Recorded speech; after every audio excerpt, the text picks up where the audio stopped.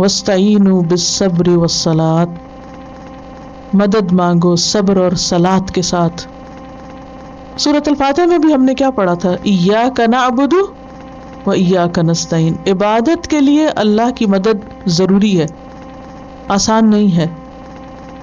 جہاں بھول ہو، غلطی ہو، وہاں فوری طور پر اللہ کی طرف رجوع کر لیا جائے۔ تو یہاں آپ دیکھیے صلاۃ سے پہلے صبر کا ذکر آیا ہے، اور صبر کیا ہے؟ اپنے نفس کو برائی سے روکنا، اپنے آپ کو کنٹرول کرنا۔ جہاں پتہ چلے کہ یہ کام میرا اللہ کی مرضی کے خلاف ہے، وہاں اپنے آپ کو کھینچ لینا کہ یہ نہیں کرنا۔ اللہ کی حرام کردہ چیزوں سے خود کو روک لینا۔ وَاسْتَعِينُوا بِالصَّبْرِ وَالصَّلَاةِ، اور بعض اوقات صبر بھی مشکل ہوتا ہے، لہٰذا صبر کے لیے بھی کیا ضروری ہے؟ اللہ کی مدد، کہ اللہ مجھے صبر دے۔ حدیث میں آتا ہے مَن يَتَصَبَّرْ يُصَبِّرُهُ اللَّهُ، جو صبر کرنا چاہے گا اللہ اس کو صبر دے دے گا۔ غم اور خوف سے نکلنے کے لیے اللہ کی طرف رجوع۔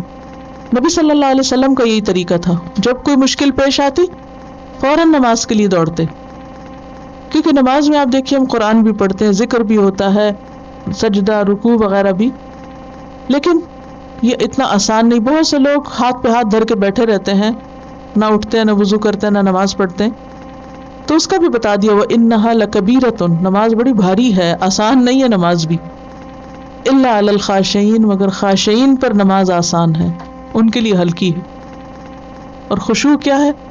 دل کے ٹھہراؤ کا نام ہے، جو اللہ کے ڈر اور اللہ کی عظمت سے دل میں آتا ہے، اور جب آتا ہے تو پھر نماز میں بھی جھلکتا ہے اور نماز کے علاوہ بھی۔ اس میں ایک مثال دوں گی صرف عروہ بن زبیر کی۔ عروہ بن زبیر مدینہ کے 7 فقہاء میں سے ایک ہے، فقہاء 7 کہتے ہیں ان کو، تابعین میں سے ہیں، صحابہ کے بعد کی جنریشن تابعین۔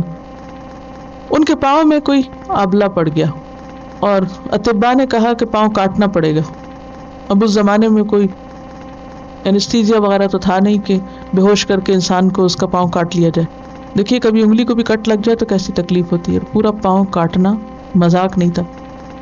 کہنے لگے ٹھیک ہے ایسا کرو کہ نماز کے وقت آنا، جب میں نماز پڑھوں گا تو میرا پاؤں کاٹ لینا، کیونکہ ان کا اللہ سے ایسا شدید تعلق تھا کہ جب وہ اللہ کے دربار میں حاضر ہوتے ہر دوسری چیز کو بھول جاتے۔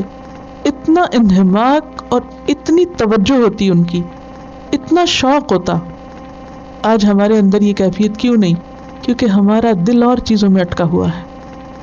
جب دل اور چیزوں میں اٹکا ہوتا ہے تو پھر نماز میں اسی اعتبار سے کم ہو جاتا ہے۔ اتنا کچھ بھرا ہوا ہے دماغوں میں کہ جب مصلی پہ کھڑے ہوتے تو ان خیالات سے جان چھوٹتی نہیں۔ اگر ہم واقعی چاہتے ہیں کہ نماز میں خشوع ہو تو ضروری ہے کہ ہم پہلے دل کو اللہ کی طرف لے جائیں۔ نماز ایک آئینہ ہے، دن میں 5 دفعہ ہمیں شکل دکھاتی ہے کہ تمہاری اللہ سے محبت کا عالم یہ ہے۔ انسان کی زندگی اللہ کی مرضی کے مطابق ہو نہیں سکتی جب تک اس کی نماز درست نہیں ہوتی۔ نماز ایک ٹیسٹ ہے، ایک بیرومیٹر ہے۔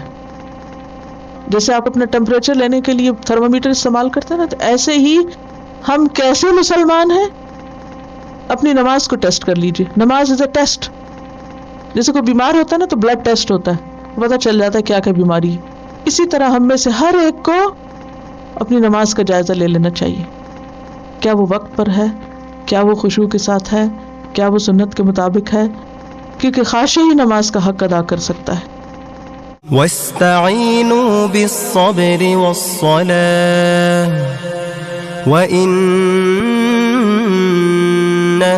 لَكَبِيرَةٌ إِلَّا عَلَى الْخَاشِعِينَ۔